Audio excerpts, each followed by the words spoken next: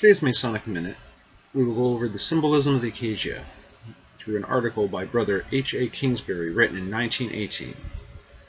Many a Mason fails to realize that the Acacia, both in its occurrence as the sprig of Acacia and its occurrence as the proper material of the horns of the Masonic altar, is a symbol, an example of the symbolism of natural objects and, more specifically, an example of the symbolism of plants.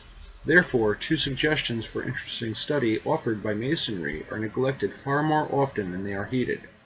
This is hardly the place for the making of a full investigation of either of these two fields of research, and no investigation will be attempted. The most that will be endeavored is a brief review of certain phases of the significances of some few plants, with particular reference to the Acacia.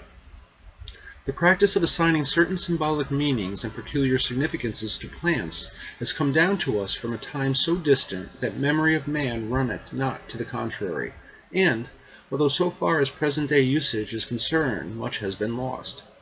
We moderns yet follow the practice to no inconsiderable extent. To cite but a few examples, the olive is recognized by us as the symbol of peace, the laurel of victory, the rosemary of remembrance, and the oak of sturdiness and strength. The symbolistic systems of nearly all the ancient peoples included examples of the symbolism of plants.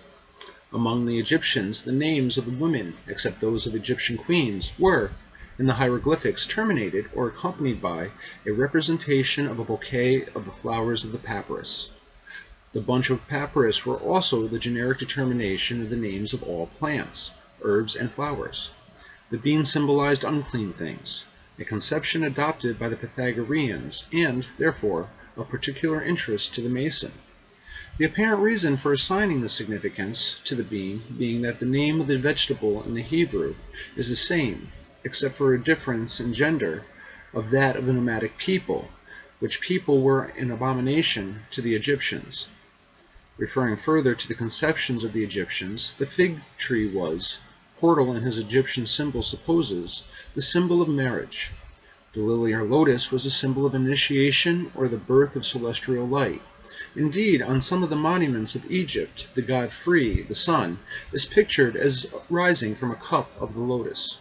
The symbolical meaning, that the lotus is the symbol of the birth of the celestial light, was probably assigned to the plant by the Egyptians because of the fact that the flower opens at the rising of the sun and closes at the close of the day. In the legend taught in the Adonisian mysteries, Venus placed the body of the dead Adonis on a bed of lettuce. In the Druidical mysteries, the mistletoe was a sacred plant. In the Grecian mysteries, the myrtle was of particular significance. In the mysteries of Dionysus, the ivy was a sacred emblem. And in the Egyptian mysteries of Osiris and Isis, the heath was held in veneration, this being due to the following circumstance. It is related, in a certain legend taught by the mysteries of Osiris and Isis, that Isis, after a long search for the body of her husband, the god Osiris, murdered by typhoon, discovered the body buried on the brow of a hill. There was a heath plant growing nearby. Hence, in the mysteries which Isis established to commemorate the death and resurrection of Osiris, the heath plant was adopted as sacred on the strength of the fact that it had pointed out to Osiris, in her search, the spot where the body of Osiris lay concealed. Let us now consider the Acacia.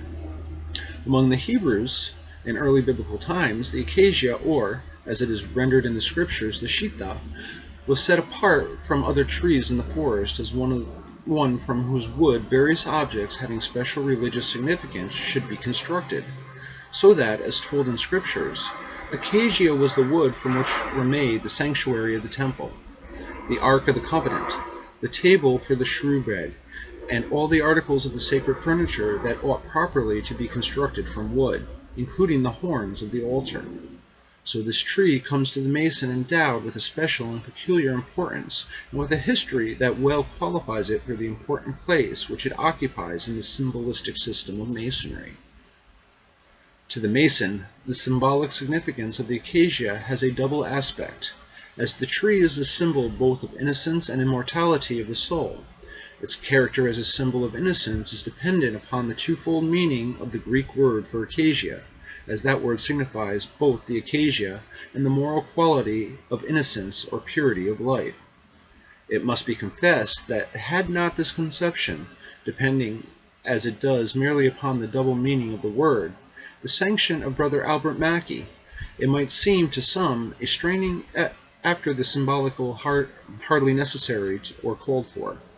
A symbolistic system so rich in clear and straightforward conceptions as in Masonry.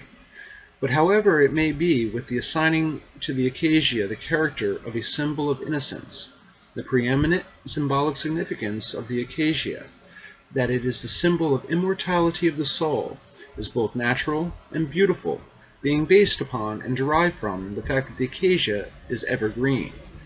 As the evergreen never yields to the changing seasons, or gives up its hold on life under the attacks of winter, so the soul never yields to the vicissitudes of mortal life, or surrenders its existence under the attacks of death. The Acacia, then, presents to the Mason's attention an example of the symbolism of natural objects, and so points the way to interesting fields of investigation, reiterates that lesson taught by every investigation of Masonic symbolism, that practically everything in Masonry has a veiled significance not apparent at first glance, and not intended to be so apparent, but designed so veiled in order that the Mason, to arrive at basic knowledge of his craft, must exert himself, and, finally, it presents symbolically one of the great teachings of Masonry, immortality of the soul. Thank you for joining us today, and I hope you enjoyed this presentation.